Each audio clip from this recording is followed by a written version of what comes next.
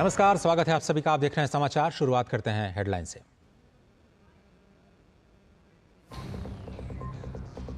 लोकसभा में राष्ट्रपति के अभिभाषण पर धन्यवाद प्रस्ताव पर चर्चा की आज से होगी शुरुआत। लोकसभा में बहस के लिए 16 घंटे आवंटित, राज्यसभा में चर्चा जारी रहेगी।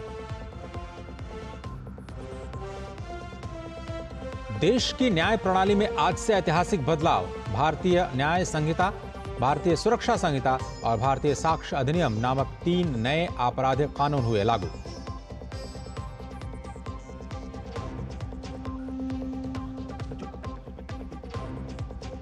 पश्चिम बंगाल में उत्तरी दिनाजपुर की तालिबानी इंसाफ पर भाजपा हुई हमलावर। तृणमूल नेता तजिमुल इस्लाम द्वारा महिला की सरेआम बेरहमी से पिटाई पर साधा निशाना। कहा, ममता के राज में अवैध अदालतें करती हैं फैसला। सेना प्रमुख जनरल उपेंद्र द्विवेदी ने कहा, बदल रहे वैश्विक समीकरण के बीच भारतीय सेना हर तरह की चुनौतियों का सामना करने के लिए तैयार और सक्षम। सेना के आधुनिकीकरण पर दिया जोर। कल पदभार संभालने के बाद सेना प्रमुख को आज दिया गया गार्ड ऑफ ऑनर। देश के अधिकांश हिस्सों में पहुंचा मानसून। मौसम विभाग ने अरुणाचल प्रदेश सहित उत्तर भारत के कुछ राज्यों में बाढ़ का अलर्ट किया जारी। केरल, गोवा, गुजरात, तमिलनाडु, तेलंगाना में आने वाले 4 से 5 दिनों तक मूसलाधार बारिश की चेतावनी। आम बजट से पहले आम जनता को राहत। कमर्शियल एलपीजी गैस सिलेंडर की कीमत में 30 रुपए की कटौती। लगातार तीसरे महीने कमर्शियल सिलेंडर की कीमतों में कमी का ऐलान किया गया। फ्रांस में कल हुए संसदीय चुनाव के पहले चरण में राष्ट्रपति इमैनुएल मैक्रों के नेतृत्व वाले गठबंधन को बड़ा झटका। मरीन ली पेन के नेतृत्व वाली अति दक्षिणपंथी नेशनल रैली पार्टी की जीत। 7 जुलाई को दूसरे चरण के चुनाव के बाद आएंगे अंतिम नतीजे। साल के तीसरे ग्रैंड स्लैम विंबलडन की शुरुआत आज से। गत विजेता Carlos Alcaraz, Daniil Medvedev, Casper Ruud और जैनिक सिनर पहले दौर में पेश करेंगे चुनौती। भारत की तरफ से सुमित नागल करेंगे अपने अभियान की शुरुआत। और अब समाचारों को देखते हैं विस्तार से। 18वीं लोकसभा के बाद शुरू हुए लोकसभा के पहले सत्र का आज छठा दिन है। 10 दिनों का यह सत्र 24 जून को शुरू हुआ था और 3 जुलाई तक चलेगा। आज से लोकसभा में राष्ट्रपति के अभिभाषण पर धन्यवाद प्रस्ताव की शुरुआत होगी। लोकसभा में चर्चा की शुरुआत का अनुमोदन भाजपा सांसद अनुराग सिंह ठाकुर करेंगे। वहीं पहली बार चुनकर लोकसभा पहुंची सांसद बांसुरी स्वराज इस अनुमोदन का समर्थन करेंगी। आपको बता दें कि लोकसभा में चर्चा की शुरुआत शुक्रवार को ही होनी थी, लेकिन विपक्ष के हंगामे के चलते ऐसा नहीं हो पाया। वहीं राज्यसभा में राष्ट्रपति के अभिभाषण पर धन्यवाद प्रस्ताव की चर्चा की शुरुआत हो चुकी है। उच्च सदन में चर्चा की शुरुआत भाजपा सांसद सुधांशु त्रिवेदी ने की। भाजपा सांसद कविता पाटीदार ने प्रस्ताव का समर्थन किया था। राज्यसभा में अब तक 9 अन्य सदस्य इस चर्चा में हिस्सा ले चुके हैं। उच्च सदन में चर्चा के लिए 21 घंटे का समय निर्धारित किया गया है। 3 नए आपराधिक कानून, भारतीय न्याय संहिता 2023, भारतीय नागरिक सुरक्षा संहिता 2023 और भारतीय साक्ष्य अधिनियम 2023 आज से लागू हो गए हैं। नए आपराधिक कानूनों में जांच, ट्रायल और अदालती कार्रवाइयों में तकनीक के इस्तेमाल पर खासा जोर दिया गया है। इनका मकसद दंड केंद्रित प्रणाली से अब न्याय केंद्रित प्रणाली की ओर देश को बढ़ाना और सुलभ, सरल और पारदर्शी न्याय व्यवस्था उपलब्ध कराना है। नए कानूनों के लागू होने से न केवल निष्पक्ष और समयबद्ध जांच और त्वरित ट्रायल संभव होगा, बल्कि न्यायालय और जेल के बोझ में कमी आएगी। सरकार ने इस बारे में राज्यों और केंद्र शासित प्रदेशों के साथ नियमित बैठकें की हैं और वे नए कानूनों को लागू करने से संबंधित प्रौद्योगिकी, क्षमता निर्माण और जागरूकता सृजन के लिए पूरी तरह से तैयार है। नया कानूनों के बारे में पुलिस और जांच प्राधिकरणों को समुचित प्रशिक्षण भी दिया गया है। ये नए आपराधिक कानून जांच, सुनवाई और अदालती प्रक्रियाओं में तकनीक के उपयोग पर बल देते हैं। इसे देखते हुए राष्ट्रीय अपराध रिकॉर्ड ब्यूरो एनसीआरबी ने मौजूदा अपराध और अपराध ट्रैकिंग नेटवर्क और प्रणालियों में 23 संशोधन भी किए हैं। आपको बता दें कि राज्यों और केंद्र शासित प्रदेशों में सभी पुलिस थानों के प्रभारी भी नए कानूनों के महत्वपूर्ण पहलुओं के बारे में जानकारी देने के लिए कार्यक्रम आयोजित करेंगे। और अब आपको सीधे लिए चलते हैं लोकसभा, जहां पर आज की कार्यवाही प्रारंभ हो रही है। अपने पूर्व साथी के निधन के बारे में सूचित करना है। श्री PM सुब्बा सिक्किम संसदीय निर्वाचन क्षेत्र से 7वीं लोकसभा के सदस्य थे। श्री PM सुब्बा का निधन 86 वर्ष की आयु में 27 जून 2024 को गंगटोक, सिक्किम में हुआ। माननीय सदस्यगण, दिनांक 19 मई 2024 को एक दुखद दुर्घटना में इस्लामी ईरान गणराज्य के राष्ट्रपति महामहिम डॉक्टर सैयद इब्राहिम रईसी और उनके साथ विदेश मंत्री डॉक्टर हुसैन अमीर अब्दुल्ला हियान तथा अन्य ईरानी पदाधिकारियों का निधन हो गया। ये सभा इस दुर्भाग्यपूर्ण हेलीकॉप्टर दुर्घटना में इस्लामी गणराज्य ईरान के राष्ट्रपति महामहिम डॉक्टर सैयद इब्राहिम रईसी, विदेश मंत्री डॉक्टर हुसैन अमीर अब्दुल्ला हियान तथा अन्य वरिष्ठ पदाधिकारियों के निधन पर ईरान की सरकार और वहां की जनता के प्रति गहरी संवेदना व्यक्त करती है। माननीय सदस्यगण, मुझे ये सूचित करना है कि तंजानिया संयुक्त गणराज्य के द्वितीय राष्ट्रपति महामहिम अल्लोज अली हसन मिमिनी का 29 फरवरी 2024 को दार एस सलाम, तंजानिया में निधन हो गया। राष्ट्रपति के रूप में अपने कार्यकाल के दौरान उन्होंने 2 बार भारत की यात्रा की तथा भारत और तंजानिया के मध्य घनिष्ठ संबंध स्थापित करने के लिए उल्लेखनीय योगदान दिया। ये सभा तंजानिया संयुक्त गणराज्य की सरकार और वहाँ की जनता के प्रति गहरी संवेदना व्यक्त करती है। माननीय सदस्यगण, मुझे सभा को मलावी गणराज्य के उपराष्ट्रपति महामहिम डॉक्टर साउलो क्लास चिलिमा के निधन के बारे में सूचित करना है। डॉक्टर साउलो क्लास चिलिमा एक अर्थशास्त्री थे जिन्होंने 2 बार मलावी के उपराष्ट्रपति पद को सुशोभित किया। ये सभा मलावी की सरकार और वहाँ की जनता के प्रति गहरी संवेदना व्यक्त करती है। माननीय सदस्यगण, 23 जून का दिन आतंकवाद के इतिहास में सबसे काले दिन के रूप में याद किया जाएगा।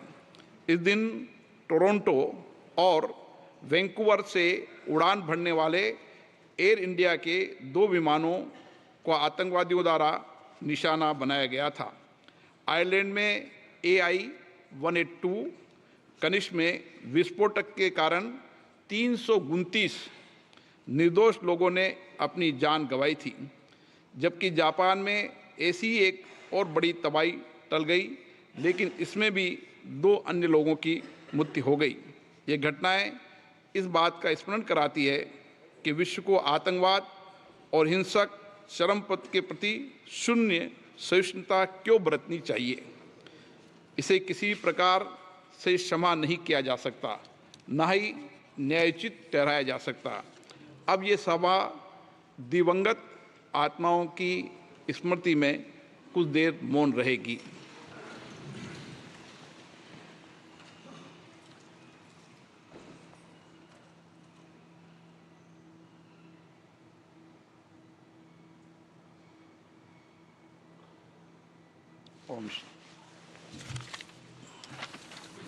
माननीय सदस्यगण, मुझे आपके साथ साझा करते हुए अत्यंत प्रसन्नता हो रही है कि भारतीय पुरुष क्रिकेट टीम ने 29 जून 2024 को बारबाडोस वेस्ट इंडीज में T20 क्रिकेट विश्व कप जीतने में सफलता प्राप्त की है। इस ऐतिहासिक विजय से पूरे देश में उत्साह और उमंग का संचार हुआ है। इस विजय से हमारे सभी युवाओं तथा सभी खिलाड़ियों को निस्संदेह प्रेरणा मिलेगी। मैं अपनी ओर से तथा पूरे सदन की ओर से भारतीय क्रिकेट टीम तथा इसके कप्तान श्री रोहित शर्मा जी को बधाई देता हूं। ये सभा क्रिकेट प्रेम को भविष्य के लिए शुभकामनाएं देती है। माननीय सदस्यगण, इस पवित्र सदन के सदस्य के रूप में शपथ तथा प्रतिज्ञान करने के उद्देश्य से हमारे संविधान में अनुच्छेद आर्टिकल 99 एवं संविधान की 30वीं अनुसूची में प्रारूप निर्दिष्ट है, जिसके अनुसार शपथ लेना संसद सदस्यों का संवैधानिक दायित्व है। हमारे संविधान में शपथ अथवा प्रतिज्ञान की एक सूचिता है, मर्यादा है और गरिमा है। यदि संसद सदस्य अपने शपथ या प्रतिज्ञान के आरंभ तथा अंत में अतिरिक्त शब्दों या वाक्यों की अभिव्यक्ति करते हैं तो इससे हमारे संविधान की गरिमा और मर्यादा में कमी आती है। संसद सदस्य के रूप में हमारा दायित्व है कि हमारे सभी के लिए दायित्व है कि हमारे किसी भी आचरण से इस गरिमा में कमी न हो। इसलिए मेरा सभी मान्य सदस्यों से आग्रह है कि हम संविधान की 30वीं अनुसूची में निर्दिष्ट प्रारूप के अनुसार संविधान की मूल भावनाओं के अनुसार शपथ अथवा प्रतिज्ञान करने का संकल्प लें। ये सदन संकल्प करता है कि प्रत्येक माननीय सदस्य संविधान की 30वीं अनुसूची में निर्दिष्ट प्रारूप के अनुसार शपथ ले। इससे संबंधित विषयों पर गहन विचार मंथन करते हुए एक संसदीय समिति का भी गठन किया जाएगा, जिसमें मुख्य दलों को शामिल किया जाएगा और ये अपेक्षा की जाएगी कि शपथ अतिरिक्त प्रतिज्ञान को हम संविधान की मर्यादाओं के अनुरूप करें तथा भविष्य में इस प्रकार की पुनरावृत्ति न हो। मेरा सभी माननीय सदस्यों से आग्रह है कि इसका संकल्प लें और भविष्य में इस तरीके की पुनरावृत्ति न हो। ये हम सब के लिए, सदन के लिए चिंता का विषय और गंभीर विषय है। माननीय सदस्यगण, मुझे सभा को ये सूचित करना है कि लोकसभा के प्रक्रिया तथा कार्य संचालन नियम के नियम 9 के अनुसार मैंने निम्नलिखित सदस्यों को सभापति तालिका के सदस्य के रूप में नाम निर्दिष्ट किया है। श्री जगदम्बा पाल, श्री PC मोहन, श्रीमती संध्या राय, श्री दिलीप सेकिया, कुमारी शैलजा जी, ए राजा, डॉक्टर कोकोली घोष, दस्तिकार, कृष्णा प्रसाद, अवधेश प्रसाद। माननीय सदस्यगण, मुझे कुछ माननीय सदस्यों द्वारा कुछ विषय पर स्थगन प्रस्ताव की सूचना प्राप्त हुई है। मैंने स्थगन प्रस्ताव की किसी सूचना के लिए अनुमति प्रदान नहीं की गई है।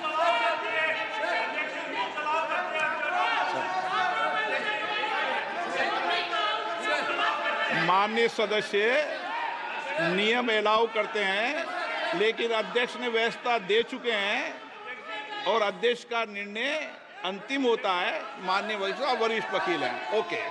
सभा पटल पर रखे जाने वाले पत्र। Item number 2, Shri Arjun Ram Meghwal.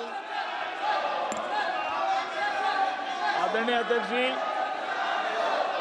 मैं आज की पुनरीक्षित कार्य सूची में मेरे नाम के सामने क्रम संख्या 2 पर उल्लेखित कागजात पत्र हिंदी और अंग्रेजी में सदन के पटल पर रखता हूं। धन्यवाद। एक बार बैठेंगे? हाँ, एक प्लीज,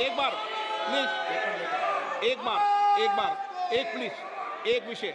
माननीय सदस्य, प्लीज माननीय सदस्य, माननीय सदस्यगण, एक विषय मेरे लिए गंभीर चिंता का विषय है। अब सदन भी इस पे चिंता व्यक्त करें। कई माननीय सदस्य बाहर ये आरोप लगाते हैं कि माननीय अध्यक्ष या पीठासीन अधिकारी या आसन पर बैठे व्यक्ति माइक बंद कर देते हैं। आप वर्षों तक, आपको कई साल हो गए, आपका अनुभव है, मेरी बात सुनिए, आपका अनुभव है, आप मुझसे भी वरिष्ठ हैं, आप पुराने सदन में भी हैं, नए सदन में भी हैं। आसन से एक व्यवस्था रहती है, जिसका नाम पुकारा जाता है वो अपनी बात कहता है। आसन व्यवस्था दे देती है दूसरा नाम, तो दूसरा पुकारा जाता है। आसन से व्यवस्था के अनुसार माइक का कंट्रोल चलता है। माइक का कंट्रोल रिमोट कभी भी आसन पे बैठे वाले व्यक्ति पे नहीं होते। आसन पर आप भी बैठते हैं, सब दल के व्यक्ति बैठते हैं, और सभी दल के सभापति तालिका के सदस्य इसी तरीके से सदन चलाते हैं, चाहे किसी भी दल का सदस्य हो। और ये आसन की हमेशा मर्यादा रही है। इसलिए मेरा आग्रह है, आप कभी भी, कोई भी व्यक्ति सभापति तालिका पर आसन पर बैठे हैं, इस तरीके का आक्षेप नहीं करेंगे तो उचित रहेगा। संविधान की मर्यादा के अनुसार रहेंगे। माननीय सुरेश जी भी बैठते हैं, सुरेश जी ने कभी किसी का माइक हाथ में है क्या? आपके माइक कंट्रोल है क्या? कंट्रोल है क्या? नहीं है ना? फिर बोला नहीं है। सुरेश जी ने कहा नहीं है कंट्रोल। आप सुरेश जी की बात नहीं मानते? No. Item number 3 Shri Pankaj Chaudhary ji. अध्यक्ष जी, मैं आज के संशोधित कार्यसूची में मेरे नाम के सामने मत संख्या 3 पर वर्णित कागजात आपकी अनुमति से सदन के पटल पर रखता हूं। Item number 4 doctor P Chandrashekhar. Honorable Speaker, sir, with your kind permission, I rise to lay on the table of the House the papers mentioned against my name at serial number 4 in today's revised list of business. Thank you. Item number 6, Sri Sukhant Majumdar. Honorable Speaker, sir, with your kind permission, I rise to lay on the table of the House the papers mentioned against my name at serial number 6 in today's revised list of business. Item number 5 Shri Arjun Ram Meghwal. धन्यवाद अध्यक्ष जी। मैं आपकी अनुमति से अपने साथी मंत्री श्री कीर्तिवर्धन सिंह के नाम के आगे उल्लेखित दस्तावेज जो क्रम संख्या 5 पर अंकित है, आपकी अनुमति से सभा पटल पर रखता हूँ। Item number 7 Shri Rajbhushan Chaudhary. महोदय, मैं आज की संशोधित कार्य व्यवहार की सूची के क्रम संख्या 7 में अपने नाम के सामने उल्लिखित कागजात सभा पटल पर रखता हूं। Item number 8 Shri Kiran Rijiju ji. With your kind permission, I rise to move that this House do recommend to Rajya Sabha that Rajya Sabha do agree to nominate 7 members from Rajya Sabha for being associated with the Committee on Public Accounts of the House for the term ending on the 30th April 2025, and do communicate to this House the names of the members so nominated by Rajya Sabha.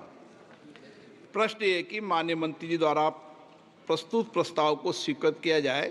जो सदस्य इसके पक्ष में हाँ कहें, जो सदस्य विरोध में ना कहें। मेरे विचार में निर्णय हाँ वालों के पक्ष में, हाँ वालों के पक्ष में प्रस्ताव स्वीकृत हुआ। Item number 9 Shri Kiran Rijiju ji. Sir, with your kind permission, I rise to move that the members of this House do proceed to elect in the manner required by Sub-Rule 1 of the Rule 312B of the Rules of the Procedure and Conduct of Business in Lok Sabha 15 members from amongst themselves to serve as members of the Committee on Public Undertakings for the term ending on 30th April 2025. Item number 10 Shri किरण रिजिजू जी। एक minute, sorry, इसको पास करो please. प्रश्न ये कि माननीय मंत्री जी द्वारा प्रस्तुत प्रस्ताव को स्वीकृत किया जाए। जो सदस्य इसके पक्ष में हाँ कहें, जो सदस्य के विरोध में ना कहें। मेरे विचार में निर्णय हाँ वालों के पक्ष में, हाँ वालों के पक्ष में प्रस्ताव स्वीकृत हुआ। Item number 10 Kiren Rijiju ji. Sir, with your kind permission, I rise to move that this House do recommend to Rajya Sabha that Rajya Sabha do agree to nominate 7 members from Rajya Sabha for being associated with the Committee on Public Undertakings of the House for the term ending on 30th April 2025, and do communicate to this House the names of the members so nominated by Rajya Sabha. प्रश्न ये कि माननीय मंत्री द्वारा प्रस्तुत प्रस्ताव को स्वीकृत किया जाए। जो सदस्य इसके पक्ष में हाँ कहें, जो सदस्य विरोध में ना कहें। मेरे विचार में निर्णय हाँ वालों के पक्ष में, हाँ वालों के पक्ष में प्रस्ताव स्वीकृत हुआ। Item number 11 Shri Kiran Rijiju ji. Sir, with your kind permission, I rise to move that the members of this House do proceed to elect in the manner required by Sub-Rule 1 of the Rule 331B of the Rules of Procedure and Conduct of Business in Lok Sabha 20 members from amongst themselves to serve as members in the Committee on the Welfare of Scheduled Caste and Scheduled Tribes for the term ending on the 30th April 2025. प्रश्न है कि माननीय मंत्री द्वारा प्रस्तुत प्रस्ताव स्वीकृत किया जाए। जो सदस्य इसके पक्ष में हाँ कहें, जो सदस्य विरोध में ना कहें। मेरे विचार में निर्णय हाँ वालों के पक्ष में हुआ, हाँ वालों के पक्ष में प्रस्तुत स्वीकृत हुआ। Item number 12 Shri Kiran Rijiju ji. Sir, with your kind permission, I move that this House do recommend to the Rajya Sabha that Rajya Sabha do agree to nominate 10 members from Rajya Sabha for being associated with the Committee on Welfare of Scheduled Castes and Scheduled Tribes of the House for the term ending on 30th April 2025 and to communicate this House the names of the members so nominated by Rajya Sabha. प्रश्न है कि माननीय मंत्री द्वारा प्रस्तुत प्रस्ताव स्वीकृत किया जाए। जो सदस्य पक्ष में हाँ कहें, जो सदस्य विरोध में ना कहें। मेरे विचार में निर्णय हाँ वालों के पक्ष में, हाँ वालों के पक्ष में प्रस्ताव स्वीकृत हुआ। Item number 13 Shri Kiran Rijiju ji. Sir, with your kind permission, I rise to move 1A that a committee of both houses to be called the Committee on Welfare of Other Backward Classes be constituted, consisting of 30 members, 20 from Lok Sabha and 10 from Rajya Sabha, to be elected in accordance with a system of proportional representation by means of single transferable vote. B, that a minister shall be eligible for election as a member of the committee, and that if a member, after his or her election to the committee, is appointed a minister, he or she shall cease to be a member thereof from the date of such appointment. C, that the chairperson of the committee shall be appointed by the Speaker from amongst the members of the committee. 2, that the functions of the committee shall, close 1, to consider the report submitted by the National Commission for Backward Classes under Article 338B of the Constitution and to report to the both houses as to the measures that should be taken by the Union Government in respect of matters within the purview of Union Government, including the administrations of the Union Territories. B, to report to the House, both the houses, on action taken by the Union Government and administration of the Union Territories on the measures proposed by the committee. 3, to examine the measures taken by the Union Government to secure due representation of other backward classes, particularly the most backward classes in services and the posts under its control, including appointments in the public sector undertakings, statutory and semi-government bodies, and in the Union Territories, having regard to the provisions of the Constitution. 4, to report to both houses on the working of the welfare programs for other backward classes in the Union Territories. 5, to consider generally and to report to both houses on all matters concerning the welfare of other backward classes which fall within the purview of Union Government, including administrations of Union Territories. 6, to examine such matter as may be deemed fit by the committee or specifically referred to it by the House or the Speaker. 3, that the members of committee shall hold office for a period of 1 year from the date of first meeting of the committee, which shall be reconstituted thereafter for 1 year at a time, according to procedure described in para 1 above. 4, that in order to constitute a sitting of the committee, the quorum shall be 10. 5, that in all other respects of the rules of procedures of this House relating to parliamentary committees shall apply with such variations and modifications as Speaker may take. And lastly, 6, that this House do recommend to the Rajya Sabha that the Rajya Sabha do join in committee and communicate to this House the names of members elected amongst the members of Rajya Sabha to the committee as mentioned above. Thank you. प्रश्न है कि माननीय मंत्री द्वारा प्रस्तुत प्रस्ताव को स्वीकृत किया जाए। जो सदस्य इसके पक्ष में हाँ कहें, जो सदस्य विरोध में ना कहें। मेरे विचार में निर्णय हाँ वालों के पक्ष में, हाँ वालों के पक्ष में प्रस्ताव स्वीकृत हुआ। नियम 377 के अधीन मामलों को सभा पटल पर रखा जाए। जिन सदस्यों को नियम 377 के अधीन मामलों का आवाज़ उठाने की अनुमति दी गई, उन्हें सभा पटल रखने इच्छुक हैं, वो अपना सभा पटल पर निर्धारित प्रारूप में रख सकते हैं। माननीय सदस्यगण, अब फ्राइडे हो चुका है सर, तब भी सदन अब राष्ट्रपति के अभिभाषण पर चर्चा के रखेगा। आरंभ करने के पहले चर्चा के लिए समय निर्धारण करना है। यदि सदन सहमत हो चर्चा के लिए 16 घंटे निर्धारित कर दें।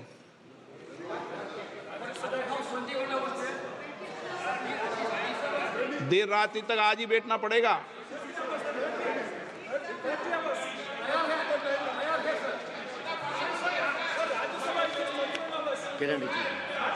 सर मैं एक मिनट सर, आपने जैसे कहा अभी मुझे अच्छा लगा कि हमारे ऑपोजिशन के प्रमुख दल सब तैयार है चर्चा के लिए, और हम लोग ने पहले दिन भी अपील किए थे।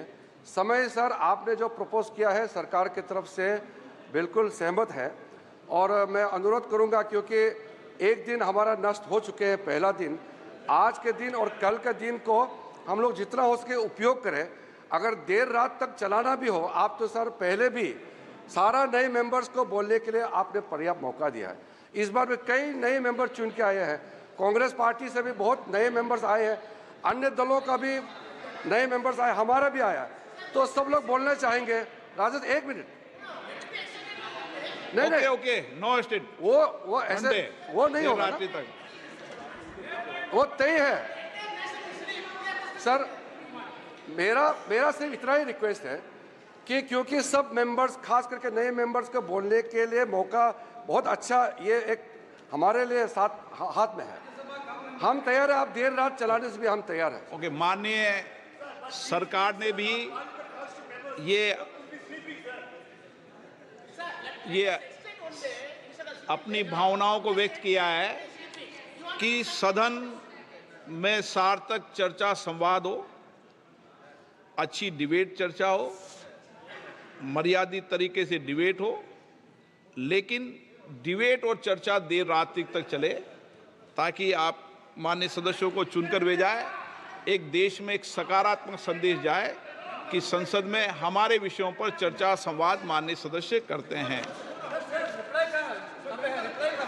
कल आज रात तक बैठो, अगर हाँ आप खड़े हुए थे, कुछ बोलना चाहते हैं माननीय राहुल गांधी जी? राहुल जी, धन्यवाद स्पीकर सर।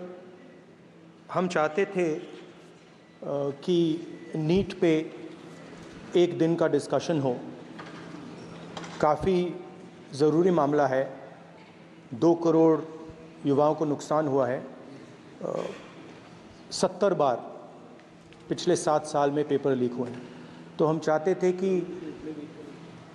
कि एक दिन चर्चा इस पे हो। तो अगर आप मौका दे सकें। ठीक है, राष्ट्रपति अभिभाषण पर आप विषय रखें, क्योंकि हमने व्यवस्था दे चुके हैं पहले ही कि राष्ट्रपति भाषण के मध्य में न शून्यकाल होगा, न कोई स्थगन प्रस्ताव को लिया जाएगा।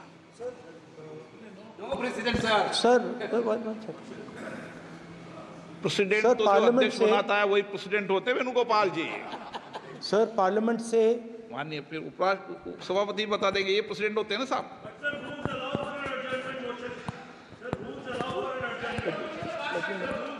रूल के बाद भी अध्यक्ष निर्देश होते हैं ना वकील साहब।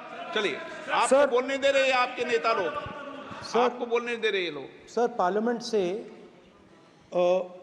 देश को मैसेज जाता है, ठीक है, और हम स्टूडेंट्स को मैसेज देना चाहते हैं कि जो नीट का इशू है वो पार्लियामेंट के लिए जरूरी है। ठीक है, इसलिए मैसेज देने के लिए हम चाहते थे कि एक दिन पार्लियामेंट चर्चा करे। मैं देखता हूँ, ठीक है। हाँ, नो कंक्लूड कर दिया उन्होंने पहले विषय। अध्यक्ष महोदय, ये पूरा सदन इस बात से अवगत है कि संसद की कार्रवाई कुछ रूल्स और प्रोसीजर्स के आधार पर चलती है। रूल्स और प्रोसीजर्स के अतिरिक्त कुछ हेल्दी ट्रेडिशंस हैं संसद की, जिसके आधार पर कार्रवाई चलती है, और मानता हूं कि ये हेल्दी ट्रेडिशंस हमारे संसद की एक सबसे बड़ी ताकत है। जब कभी भी राष्ट्रपति जी के अभिभाषण पर चर्चा होती है तो आज तक कभी ऐसा नहीं हुआ है, क्योंकि अपने लंबे संसदीय जीवन में जो मैंने देखा है उस आधार पर मैं कह सकता हूं कि अन्य किसी विषय पर उस समय चर्चा हुई हो। इसलिए मैं अपने सभी सम्मानित विपक्ष के सदस्यों से भी आग्रह करना चाहता हूं, आप जिस विषय पर चर्चा करना चाहते हो आप चर्चा करें, लेकिन एक बार राष्ट्रपति से संबंधित जो धन्यवाद प्रस्ताव है उसको संसद में पारित करने के बाद ही करें। यह मेरा सभी से विनम्र अनुरोध है।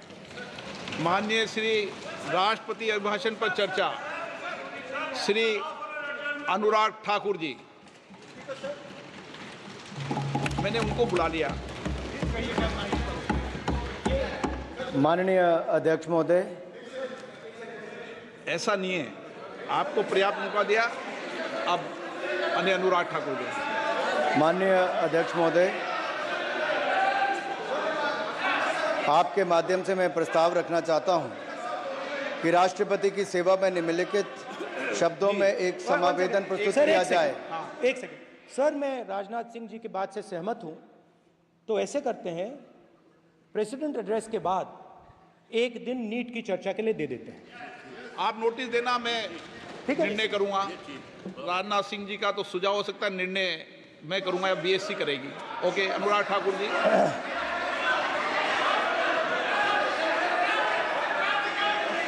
माननीय अध्यक्ष महोदय, आप नोटिस दे दो। मैं प्रस्ताव करता हूं कि राष्ट्रपति की सेवा में निम्नलिखित शब्दों में एक समावेदन प्रस्तुत किया जाए कि इस सत्र में संवेद लोकसभा के सदस्य राष्ट्रपति के उस अभिभाषण के लिए जो उन्होंने 27 जून 2024 को एक साथ संवेद संसद की दोनों सभाओं के समक्ष देने की कृपा की है, उनके अत्यंत आभारी हैं। माननीय अध्यक्ष जी, मैं आपका आभारी हूं कि आपने इस अवसर पर मुझे बोलने का अवसर दिया। मैं खुद को सौभाग्यशाली समझता हूं कि इस 18वीं लोकसभा में माननीय राष्ट्रपति श्रीमती द्रौपदी मुर्मू जी के अभिभाषण के धन्यवाद प्रस्ताव पर सर्वप्रथम मुझे अपने विचार व्यक्त करने के लिए मेरी पार्टी ने और माननीय प्रधानमंत्री जी ने मुझे अवसर दिया है। मैं हृदय की गहराइयों से माननीय प्रधानमंत्री जी का बहुत बहुत आभार प्रकट करता हूं, धन्यवाद करता हूं। माननीय स्पीकर महोदय, आप एक बार फिर निर्वाचित होकर हमारे सदन के स्पीकर बने हैं। मैं आपको पूरे सदन की ओर से बहुत बहुत बधाई और आपके इस कार्यकाल के लिए शुभकामनाएं देता हूं। बड़ी संख्या में नए सदस्य 18वीं लोकसभा में चुनकर आए हैं।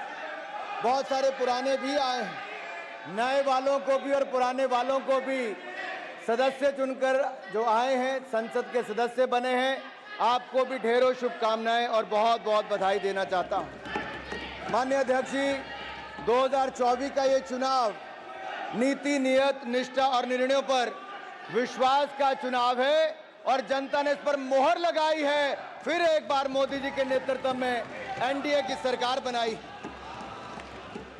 देश का ये चुनाव ऐतिहासिक जनादेश हमारे यशस्वी प्रधानमंत्री श्री नरेंद्र मोदी जी के पिछले 10 वर्षों के सेवा, सुशासन और गरीब कल्याण के महानुष्ठान पर मोहर है। देश को जरूरत थी एक स्थिर और निरंतर सरकार की, और देश ने एक स्थिर, निरंतर और प्रभावी सरकार को फिर चुना है और मोदी जी को फिर देश का प्रधानमंत्री चुना है। ये जनादेश विकसित भारत के संकल्प की सिद्धि के लिए है। ये जनादेश मोदी जी के नेतृत्व में तीसरे कार्यकाल में भारत को विश्व की तीसरी बड़ी अर्थव्यवस्था बनाने के लिए है। ये जनादेश विपक्ष के भय, भ्रम और भ्रष्टाचारी राजनीति पर तमाचा है। ये जनादेश मोदी जी द्वारा चलाए जा रहे सामाजिक न्याय पर समाज की मोहर है। ये जनादेश देश को तोड़ने की नहीं, जोड़ने की राजनीति चलेगी, इस पर मोहर है। ये जनादेश संविधान विरोधियों को लगातार तीसरी बार विपक्ष में बिठाने के लिए जनादेश है। ये जनादेश भारत की सेना, सरहद और सनातन की सुरक्षा का है। ये जनादेश ये भी बताता है कि प्रधानमंत्री नरेंद्र मोदी दुनिया के सर्वाधिक लोकप्रिय नेता हैं, सर्वाधिक लोकप्रिय नेता हैं। और मैं ही नहीं, अब तो दुनिया भर के अनेकों देशों ने सर्वोच्च सम्मान अपने देश का किसी को दिया है तो हमारे प्रधानमंत्री और देश के लोकप्रिय नेता मोदी जी को दिया है। तो आप देख रहे थे सीधा प्रसारण लोकसभा से, जहां पर राष्ट्रपति के अभिभाषण पर चर्चा की शुरुआत हो चुकी है और भाजपा के नेता अनुराग सिंह ठाकुर ने इसकी शुरुआत की। अब आपको सीधे ले चलते हैं राज्यसभा और वहां पर कार्यवाही का सीधा प्रसारण आप तक पहुंचा। जब ऐसी विचारधारा को उखाड़ फेंकना जरूरी है और इसके लिए हम सबको भी मेहनत करना पड़ेगा। सभापति जी, इस सत्र की एक खूबी ये है कि जनादेश के डर से सत्ता दल के लोग संविधान का जप कर रहे हैं, पर ऐसे लोग भी जिनको संसद में जय संविधान नारे पर भी आपत्ति है, जय संविधान के नारे पे भी आपत्ति है, ऐसे लोग भी सदन में हैं, ऐसी पार्टी भी सदन में है। इसीलिए आपको इसीलिए ये संविधान की रक्षा का मसला अभी भी कायम है। भारत की जनता ने इसकी असली मंशा, सोच और इरादों को देख परख लिया है। इसीलिए संविधान माथे पर लगाने से काम नहीं चलेगा। संविधान माथे पर लगाने से काम नहीं चलेगा, बल्कि इसके मूल्यों पर आपको चल कर दिखाना होगा और तभी ये कुछ आपको कर सकते हैं। सर, सभापति जी, बीते एक दशक में संसदीय संस्थाओं, परंपराओं को लगातार कमजोर किया गया है, विपक्ष को नजरअंदाज किया गया है। पार्लियामेंट में हमें अपनी बातें रखने के लिए लगातार संघर्ष करना पड़ा, इसीलिए क्योंकि इनकी सोच में ऐसी संसद थी जिसमें कोई विपक्ष न हो। सोच होती तो 17वीं लोकसभा में पहली बार डिप्टी स्पीकर का पद खाली नहीं होता था। और आज और डेमोक्रेसी की बात करते हो, डेमोक्रेसी से बात करने वाले एक कानूनन संविधान में प्रोविजन है, जैसा कि speaker, deputy speaker, chairman, deputy chairman, लेकिन आपने 5 साल तक वो पोस्ट को खाली रखा। ये क्या डेमोक्रेटिक तरीका है? क्या ये संविधान के तहत आप चल रहे हो? और कहते तो बाहर ये है कि संविधान के तहत हम सब कुछ काम करते हैं, लेकिन आप काम जब देखते हैं आप उसके उल्टा और विपरीत करते रहते हैं। इसी राज्यसभा में चेयरमैन साहब, इसी राज्यसभा में प्रधानमंत्री जी ने छाती ठोककर विपक्ष को ललकारते हुए कहा था कि एक अकेला सब पे भारी। हाँ? लेकिन अरे सर, मैं ये पूछना चाहता हूं, एक अकेले पर आज कितने लोग भारी है? आज एक अकेले पर कितने लोग भारी है पार्लियामेंट में और यहाँ पर? तो लेकिन चुनावी नतीजे के दिखा दिया है कि देश का संविधान और जनता सब पर भारी है। देश का संविधान और जनता सब पर भारी है। लोकतंत्र में अहंकारी नारों को जगह नहीं है। और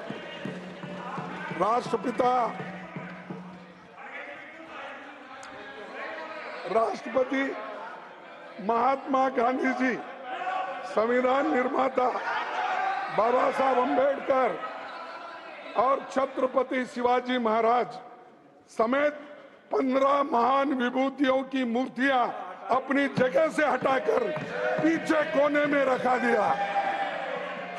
लाखों लोग आकर वहां श्रद्धांजलि अर्पण करते थे, लेकिन आप डर कर वहां पर प्रोटेस्ट होते हैं, इसीलिए वहां हटाओ, पीछे ढको। और किसकी मूर्ति? जो आजादी दिलाए महात्मा गांधी, जो संविधान बनाया डॉक्टर बाबा साहब अम्बेडकर, छत्रपति महाराज, ऐसे लोगों को आप पीछे हटा के कोई देखना नहीं, ऐसा करते हो। और उसके लिए लड़ाई हमने लड़ी सर। मैं अभी स्टूडेंट्स था, उस वक्त हमने इस बाबा साहब अम्बेडकर के मूर्ति को बिठाने के लिए हम लड़े। एक सेकंड प्लीज प्लीज, माननीय सदस्यगण, एक second please please please please बैठिए। Please honourable minister take your seat. और राज्यसभा की सीधी कार्रवाई के बाद अब आपको ले चलते हैं लोकसभा और देखते हैं वहां पर जो चर्चा चल रही है उसमें क्या कुछ कहा जा रहा है। 4.6% थी। अगर मैं Q3 की बात करूं पिछले साल की, तो 8.4% है। आज दुनिया में सबसे तेजी से बढ़ने वाला देश भारत है। CAGR इन्फ्लेशन की बात करूं तो आपके समय 8.7% था, आज वो कम होकर 4.8% रह गया। FDI $36 बिलियन थी इनके समय, हमारे समय $72 बिलियन, दुगनी है। एक्सपोर्ट इनके समय $466 बिलियन था, आज $770 बिलियन है। फॉरेक्स रिजर्व जो हम कहते हैं कि हमारे यहां पर फॉरेक्स रिजर्व कितने हैं? विदेशी मुद्रा भंडार माननीय अध्यक्ष जी 303 बिलियन डॉलर से बढ़कर आज 650 बिलियन डॉलर हो गया। 10 साल में हमने देश के खजाने को दुगना भरने का काम किया है। करंट अकाउंट डेफिसिट जो 5.1% था वो कम होकर 2% रह गया है। यही नहीं, अगर हम देखेंगे तो गरीब और जरूरतमंद, इसके जीवन में क्या बदलाव आया? हमारी पार्टी का विचार ही अंत्योदय पर है। पंक्ति के अंत में खड़े व्यक्ति के जीवन में सुधार कैसे लाया जाए, ये पंडित दीनदयाल उपाध्याय जी की सोच को आगे बढ़ाकर जमीन पर लागू करने का काम नरेंद्र मोदी जी की सरकार ने किया। जहां देश में गरीब जरूरतमंद के पास शौचालय नहीं था, पक्का मकान नहीं था, बिजली का कनेक्शन नहीं था, स्वास्थ्य की सुविधाएं नहीं थी। माननीय अध्यक्ष जी, क्या बदलाव आया 10 सालों में? पिछले 10 सालों में 4 करोड़ पक्के मकान बनाकर गरीब और जरूरतमंद को दिए तो नरेंद्र मोदी जी की। और मैं एक बात और कहना चाहता हूं, 12 करोड़ शौचालय बनाकर दिए। पहले मात्र 3 करोड़ घरों को नल से जल आता था, हमने 11 करोड़ और नए घरों को नल से जल देने का काम किया, जल जीवन मिशन में किया है। हमने लगभग हर घर तक बिजली पहुंचा दी, हर गांव तक तो बिजली पहुंचाई दी, हजारों गांव को विद्युतीकरण करने का काम किया है। और यही नहीं, आज देखा जाए तो जल जीवन मिशन के अलावा स्वच्छता अभियान के अंतर्गत जहां वॉश हम कहते हैं, वाटर सैनिटेशन और हाइजीन, इस क्षेत्र में बहुत काम किया है जो सस्टेनेबल डेवलपमेंट गोल के साथ जुड़ा है। लेकिन स्वास्थ्य के क्षेत्र में गरीब को लगता था कि वो अपना इलाज कहां करवाए, उसके पास पर्याप्त धन नहीं होता था। आयुष्मान भारत योजना नरेंद्र मोदी जी की सरकार लेकर आई और 60 करोड़ लोगों को 5 लाख का इलाज बिल्कुल मुफ्त में देने का कार्य किया, तो मोदी सरकार ने किया। और अब 70 वर्ष से ज्यादा की उम्र वालों को 5 लाख रुपए का इलाज बिल्कुल मुफ्त में मिलेगा, तो एनडीए की सरकार ने देना शुरू कर दिया है। माननीय अध्यक्ष जी, एक नहीं अनेकों ऐसे उदाहरण हैं जिससे गरीब के जीवन में बहुत बड़ा बदलाव आया। और जब मैं कहता हूं कि 25 करोड़ लोग गरीबी रेखा से बाहर आए, तो ये उन लोगों के लिए संदेश है जिन्होंने 60 साल राज किया, गरीब को और गरीब किया, लेकिन हमने 10 सालों में वो करके दिखाया, क्योंकि गरीब मां के बेटे को आज देश के प्रधान सेवक के रूप में काम करने का अवसर मिला, तो उन्होंने उनको गरीबी रेखा से बाहर निकालने का काम किया। जब गरीब गरीबी रेखा से बाहर निकलता है तो उसकी क्रय शक्ति और बढ़ती, खरीदने की शक्ति बढ़ती है, उससे डिमांड और जनरेट होती है, उससे प्रोडक्शन को और बल मिलता है, और कारखानों में रोजगार स्वरोजगार के अवसर मिलते हैं, हमारी अर्थव्यवस्था को और बल मिलता है। यही नहीं, हमारे देश में ईज ऑफ डूइंग बिजनेस और ईज ऑफ लिविंग के क्षेत्र में कैसे बदलाव हुआ। जन विश्वास एक्ट की मैं बात करूं तो हमने 183 प्रोविजंस को डीक्रिमिनलाइज किया है, 42 सेंट्रल एक्ट्स में इनको बदलाव करके व्यापारी को, आम जनमानस को काम करने में वो जो डर होता था जेल जाने का, उसको खत्म किया है। और ईज ऑफ डूइंग बिजनेस में मैं कहना चाहता हूं 63,000 के लगभग कंप्लायंसेस देश में होती थी, 39,000 कंप्लायंसेस के बर्डन को खत्म कर दिया है और आगे निरंतर प्रयास जारी है कि हम इसको और सुधार करेंगे और जनता को काम करने में और अवसर मिलेंगे। कंस्ट्रक्शन परमिट में हमारा रैंकिंग 184 था, आज 27वां है। बिजली प्राप्त करने में 137वां हमारा स्थान था, आज 22वां है। माइनॉरिटी इन्वेस्टर्स की प्रोटेक्शन में 13वां स्थान था, आज वो 25वां है। और ये सारे कदम हमने उस दिशा में उठाए और देश के युवाओं में नरेंद्र मोदी जी का विश्वास, ये एक आंकड़ा मैं आपके सामने कहना चाहता हूं जो बदलाव दिखाता है। स्टार्टअप हमारे देश में मात्र 350 थे, हम दुनिया में कहीं खड़े नहीं थे। आज वो 350 से बढ़कर 1 लाख से ज्यादा स्टार्टअप हो गए। और माननीय सभापति जी, इसके साथ साथ हमारा भारत दुनिया का तीसरा बड़ा स्टार्टअप इकोसिस्टम बन गया, तीसरा बड़ा स्टार्टअप इकोसिस्टम। हमारे यहां पर मात्र 3 से 4 यूनिकॉर्न थी, आज लगभग 107 से ज्यादा यूनिकॉर्न बनी है। एक यूनिकॉर्न का मतलब है 8,500 करोड़ से ज्यादा उसकी वर्थ होना। आज स्पेस सेक्टर भी हमने खोल दिया है, 160 से ज्यादा स्पेस सेक्टर में स्टार्टअप्स हैं। एग्रीकल्चर के क्षेत्र में 7,000 से ज्यादा स्टार्टअप्स हैं। लेकिन इन सब के लिए पैसा कहां से मिलता है? बैंकिंग क्षेत्र तो पिछली सरकार ऐसा छोड़कर गई थी कि ऐसा लगता था देश के सारे बैंक बंद ही हो जाएंगे, चरमरा जाएंगे। 12 में से 11 की स्थिति तो घाटे वाली थी, अधिकतर पीसीए फ्रेमवर्क में थे।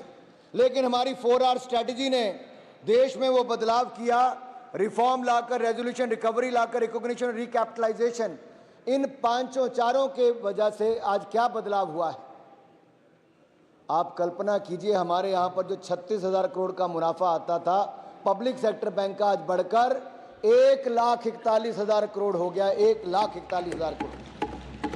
और जो नॉन परफॉर्मिंग एसेट्स एनपीए थे वो 15% से कम होकर मात्र 3% रह गए। अब ये और कम होने वाले, हमारे बैंक और मजबूत होने वाले हैं। बैंकों की मार्केट कैपिटलाइजेशन जो 4,50,000 करोड़ थी वो बढ़कर 17 लाख करोड़ हो गई, लगभग 4 गुना ज्यादा हो गई। इनके समय फोन बैंकिंग चलती थी, फोन होता था, बैंक वाले पैसे दे देते थे और वो पैसा लेकर विदेश भाग जाते थे। हमने एनडीए में भी कमी लाए हैं, स्ट्रेस्ड एसेट में भी कमी लाए हैं। आज उसका प्रभाव माननीय सभापति जी ये फर्क पड़ता है। 2014 में एजुकेशन लोन पर इंटरेस्ट था 14.25%, जो कम होकर रह गया लगभग 9%।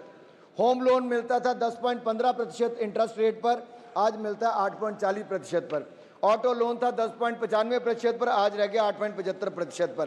पर्सनल लोन था 14.25% इंटरेस्ट पर, आज है 11.5% पर। ये सारी चीजें तो हुई, लेकिन फॉर्मलाइजेशन ऑफ इंडियन इकोनॉमी किन आधार पर हुई है?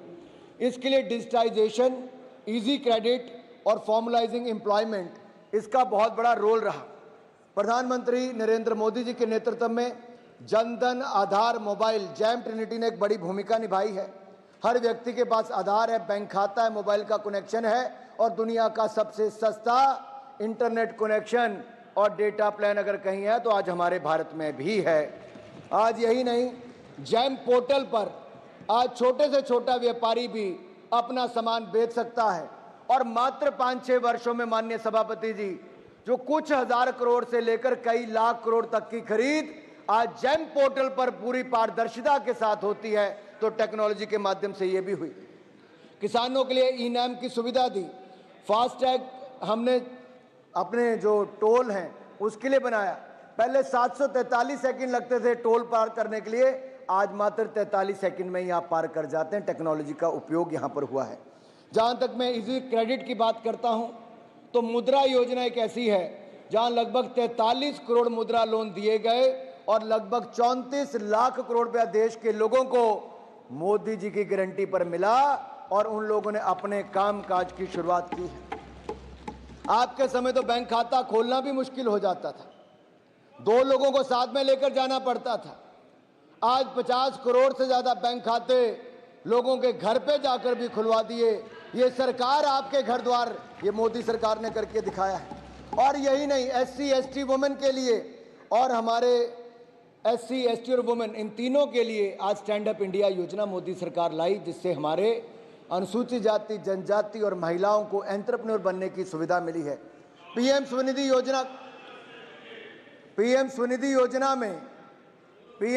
योजना में लगभग 70 लाख स्ट्रीट वेंडर्स को, रेडी पटरी वालों को बगैर किसी गारंटी के अगर पैसा मिला और अपना व्यापार करने का अवसर मिला तो नरेंद्र मोदी जी की एनडीए की सरकार में मिला। माननीय सभापति जी, ये कहना आसान होता है, ये कोविड के समय भी जो मदद मिली 10-10 हज़ार रुपये से शुरू किया था। तो खड़गे जी ने अभी एलिगेशन लगाया कि सारा मूर्तियों को उठा के कॉर्नर में फेंक दिया है। वो सर पुराना पार्लियामेंट एक राउंड शेप है, वहां कोई कोने नहीं होते हैं। वो पार्लियामेंट जो राउंड है और उसी राउंड के अंदर में बहुत ही खूबसूरत जगह में प्रेरणा स्थल का वहां जगह तय किया और बहुत सम्मानजनक, बहुत ही एप्रोप्रिएटली सही तरीके से मूर्तियों को रखा है। और आज देश का कोई भी जनता संसद में आकर के संसद को देखना चाहते हैं तो हमारे महान आत्माओं का दर्शन एक जगह में जाकर के दर्शन कर सकते हैं।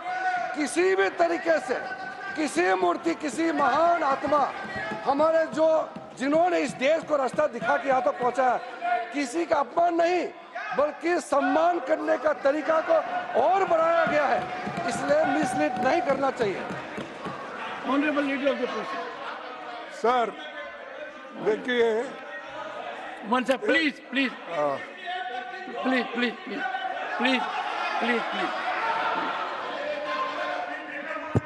Your entire tribe gets up, I want everyone to take seat. देखिए और खड़गे जी, पार्लियामेंट के बारे में एक बात कही गई थी कहीं, इसमें one second, there is no backdoor entry in parliament. If you look at the building of parliament, it has been so designed that there is no backdoor entry. ठीक है, देखिए रिजू साहब जो बोले, मैं उनसे विनती करता हूं कि रिजू जी, लीडर ऑफ द पोर्शन, आप जो स्टैच्यू बिठाए हैं, कौन से लोग उसके लिए लड़े हैं और किस स्थल पे बिठाना, ये उसी वक्त तय हुआ सो है।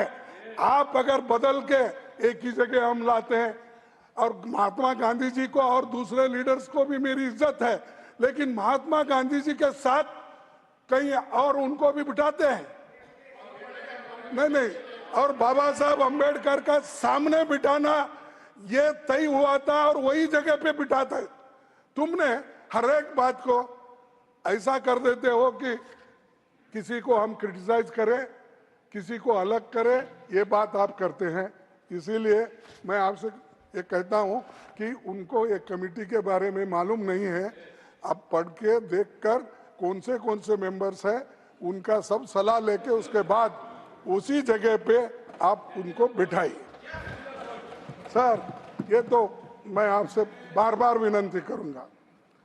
सर, प्रधानमंत्री जी ने अभी कहा कि इस वक्त people want substance not slogans. पिछले 10 सालों से विपक्ष आपको यही कहता है कि कुछ काम भी कीजिए, महज नारेबाजी मत करिए। और क्या है, उन्होंने कैसे स्लोगन दिए, अच्छे दिन आएंगे, आत्मनिर्भर Bharat, make in India, act east policy, Beti Bachao Beti Padhao, सबका साथ सबका विकास, 400 पार। और ये स्लोगन दिए, 400 पार, वही तुम तो डूब गए अब तो उसमें। चलो तो ये स्लोगन है, और स्लोगन देने में मोदी जी माहिर है। सिर्फ स्लोगन देना, लोगों को मीठी मीठी बातें करके भ्रमित करना, ये काम वो कर रहे हैं। इससे नहीं बोलना पड़ेगा। तो अब ये इतना बोलने वाले व्यक्ति गरीबों के बारे में, महिलाओं के बारे में हमदर्दी है दिखाने वाले, मैं पूछता हूं साहब, मणिपुर 1 साल से जल रहा है, किस तरह महिलाओं और वहां के लोगों को तंग और तबाह करके घर बर्बाद किए जा रहे। एक दिन तो जाकर आप आए, मणिपुर को जाके आए। आप तो 14 लाख करोड़ था, आज 33 लाख करोड़ हो गया। लोगों ने ईमानदारी के साथ टैक्स जमा कराना शुरू कर दिया। उस समय 2 मेगा फूड पार्क थे, आज 200 मेगा फूड पार्क हैं। आपके समय 2 करोड़ आवास बने, हमारे समय 4 करोड़ आवास बने। आपके समय तक 70 सालों में 3 करोड़ घरों में नल से जल था, आज 14 करोड़ घरों में नल से जल है। आपके समय सेकंड लार्जेस्ट इंपोर्टर थे हम मोबाइल फोन के, आज हम सेकंड लार्जेस्ट मैन्युफैक्चरर बन गए हैं मोबाइल के। माई और बहनों, इतना ही मैं कहना चाहता हूं कि उस समय जीडीपी हमारी 1.8 ट्रिलियन थी, आज 3.8 ट्रिलियन पार कर गई है। ऐसे अनेक उदाहरण मैं आपको बताना चाहता हूं। बहुत सारे और भी मेरे पास आंकड़े हैं, वो थोड़ी देर बाद सुना दूंगा, लेकिन इतना जरूर कहूंगा, आज जहां एक और सड़कें बन रही हैं, रेलवे बन रहा है, हवाई पट्टियां बन रही हैं, वहीं बुलेट ट्रेन से लेकर वंदे भारत आपके समय एक नहीं थी, आज लगभग 100 वंदे भारत ट्रेन आज अलग अलग रूटों पर देश में चल रही। मेरे साथियों, नेचुरल गैस पाइपलाइन आज 23,000 किलोमीटर से ज्यादा बिछ गई है।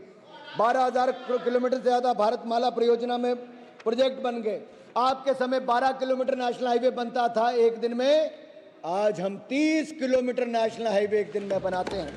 आपके समय ग्रामीण सड़कें बनती थी 30 किलोमीटर एक दिन में, आज बनती है 91 किलोमीटर एक दिन में। क्या कंपैरिजन। अगर आपकी रफ्तार से देश आगे बढ़ता तो आज वहीं का वहीं खड़ा रहता। आपने 10 साल सरकार चलाई, 11वें नंबर पर ही खड़ी रही। भारत की अर्थव्यवस्था हमने 5वें नंबर पर पहुंचाने का काम किया। हमने कॉर्पोरेट टैक्स रेट को कम करके 15% किया। और यही नहीं, माननीय अध्यक्ष जी, जब कोविड के टाइम पे लोगों को पैसा चाहिए था अपना व्यापार करने के लिए, तो इनकम टैक्स का रिफंड रिकॉर्ड समय के अंदर जनता को वापस करने का निर्णय प्रधानमंत्री नरेंद्र मोदी जी ने करवाया। आज रिकॉर्ड समय के आपके समय 1.5 साल रिफंड नहीं आता था, आज रिकॉर्ड समय के अंदर आता है। और यही नहीं, हमने बैंकों से लगभग 4 लाख करोड़ रुपया emergency credit line guarantee scheme के माध्यम से दिया और 20% एडिशनल वर्किंग कैपिटल महाराज जी आप जैसी कई कंपनियों को दिया है, तो भारत सरकार ने बगैर किसी गारंटी के दिया, जो किसी सरकार ने नहीं दिया था। और यही नहीं, पीएलआई स्कीम की मैं बात करूं तो पीएलआई स्कीम में 8 लाख करोड़ रुपए के लगभग 8 लाख करोड़ के इंक्रीमेंटल सेल्स देखने को मिलती है। और यही नहीं, हमारी सरकार में विकास तो हुआ, विकास भी विरासत भी, ये हमारी सरकार की। और वो ये बात करते करते यहाँ तक पहुंचे, अपना काम करना ही वो भूल गए, सिर्फ अपनी मन की बात बोलने में ही वो लग गए। मैं प्रधानमंत्री जी से कहना चाहता हूं, आज के मुद्दों का जवाब दो। इतिहास में जो हुआ उस पर जनता फैसला लेने में सक्षम है, उन पर छोड़ दीजिए। आप ये बात बार मत करो, घमंडी बात मत करो और लोगों को उचकाने की बात मत करो। अगर करेंगे फिर ऐसा ही आपकी हालत होते जाएगी, बिगड़ते जाएगी। सर, राष्ट्रपति जी ने अपने अभिभाषण में प्यारा 26 में कहा है, क्या कहा राष्ट्रपति जी ने? आज की संचार क्रांति के युग में विघटनकारी ताकतें लोकतंत्र को कमजोर करने और समाज में दरारें डालने की साजिशें रच रही है। इनके द्वारा अफवाहें फैलाने का, जनता को भ्रम डालने का, मिस इन्फॉर्मेशन सहारा लिया जा रहा है। तब उनका कहना बिल्कुल सही है। अपने राजनीतिक जीवन में कई चुनाव लड़े, लेकिन पहली बार देखा कि इस चुनाव में जिस तरह प्रधानमंत्री जी ने ऐसे बयान दिए, पूरे देश की गरिमा को भारी चोट उनके वजह से पहुंची। प्रधानमंत्री जी ने लोकतंत्र कमजोर करने, समाज को बांटने, मिस इन्फॉर्मेशन की लाख कोशिश की, पर इसमें वो असफल रहे। बात बात में असत्य बोलना, तोड़ मरोड़ कर बातें रखना, धर्म, राजनीति, राज्य और भाषा को नाम पर लोगों को बांटना, ये काम प्रधानमंत्री के स्तर पर पहली बार हुआ है। कोई प्रधानमंत्री ऐसी बात पहले किया नहीं। पूरे विश्व में हमारी साख पर इसका बुरा असर हुआ। मोदी जी तो आप लोग उनको विश्व गुरु बनाया। हाँ? अच्छा, नहीं विश्व गुरु नहीं बोलता मैं, जो बोले वो लोग बोलता हूँ। विश्व गुरु की बातें करते थे, लेकिन उनकी सच्चाई दुनिया के बड़े अखबारों की इन चंद हेडलाइन से पता चलता है। वो क्या विश्व गुरु थे? क्या थे वो? अच्छा सर, आप जैसा व्यक्तित्व है, इस प्रकार छोड़िए सर, छोड़िए। नहीं ऐसा नहीं। France, I am happy that you have regretted. France I am really happy. 24 को अगली speech but not a surprise, ये फ्रांस के अखबारों ने उनको कहा। वॉशिंगटन पोस्ट ने कहा, Modi accused of the hate speech toward India's Muslims in election rally.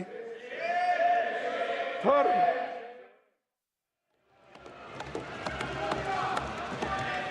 हमने बौद्ध सर्किट भी बनाया, करतारपुर कॉरिडोर, करतारपुर दा लांगा भी खुलवाया, जो कोई नहीं करवा पाया। पंडित नेहरू की गलती थी, जिन्होंने आजादी के समय, पार्टीशन के समय करतारपुर का हमारा गुरुद्वारा भी उस तरफ छोड़ दिया। दूरबीन लगाकर दर्शन करते थे। नरेंद्र मोदी जी की सरकार में हमारी सरकार ने करतारपुर कॉरिडोर खुलवाया और हेमकुंड साहब में रोपवे बनाने का काम भी हमारी सरकार कर रही है।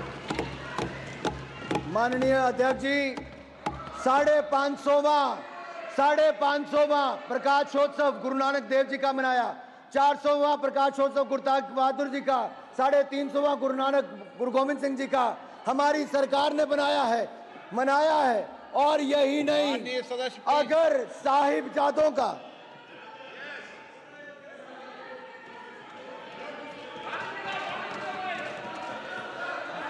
अगर साहिबजादों की शहादत पर भी अगर पूरे देश ने वीर बाल दिवस के रूप में मनाया, तो ये भी प्रधानमंत्री नरेंद्र मोदी जी की सोच। अरे आपके समय तो ब्लू स्टार ऑपरेशन हुआ था, हरमंदिर साहब में क्या क्या हुआ, और 84 के दंगे देश भूला नहीं है। सिखों का कत्लेआम ये कांग्रेस की सरकार के समय ही हुआ था।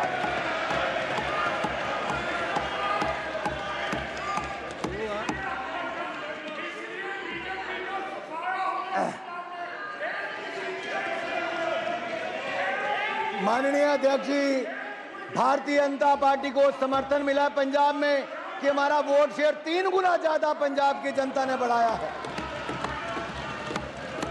लेकिन मैं इन लोगों से ज्यादा अपेक्षा रखता भी नहीं। अरे इन्होंने इस चुनाव में भय भ्रम की राजनीति की, और इन्होंने यहां तक कि वो लोग जो प्रधानमंत्री जी के बारे में कहते थे बोटी नोच लेंगे, आपने उनको भी टिकट देकर सांसद बनाने का काम किया। क्या कहते थे? बोटी। मैं पूछता हूं साहब, क्या कहा? अरे किसको टिकट दिया? तो दोनों ही सदनों में, लोकसभा और राज्यसभा में, राष्ट्रपति के अभिभाषण पर जो चर्चा है वो जारी है लगातार, और संसद दोनों ही जो सदन हैं वो इस वक्त सुचारू रूप से चल रहे हैं। इस पर लगातार हमारी निगाह बनी रहेगी। फिलहाल इस खास बुलेटिन में सिर्फ इतना ही। खबरों का सिलसिला लगातार जारी है, बने रहिए हमारे साथ। दीजिए इजाजत, नमस्कार।